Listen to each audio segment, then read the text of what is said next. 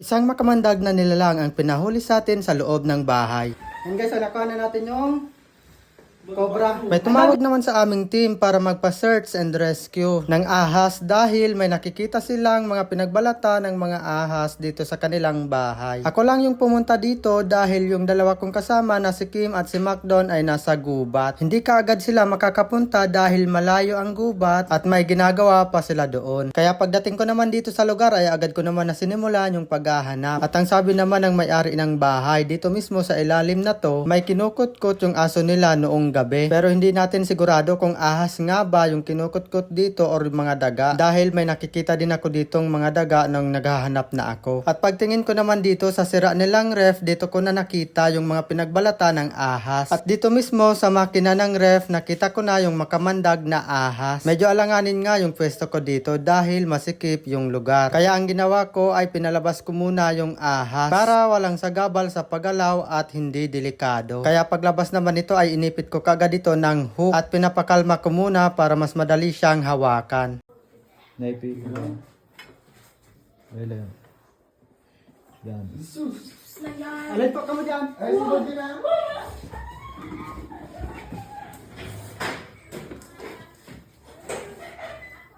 Kamo na, diba?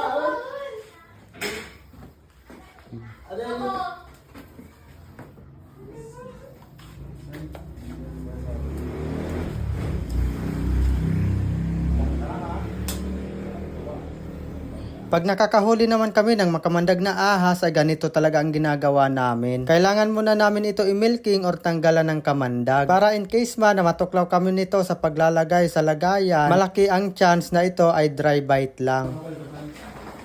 Yan guys, nakuha na natin yung cobra. Ang dami niyang ano niya dito pinagbalatan. Ay, nag-masking. I-double check me po, dakulo ng pinagbalatan, baka may taybanan pa po sa digdig.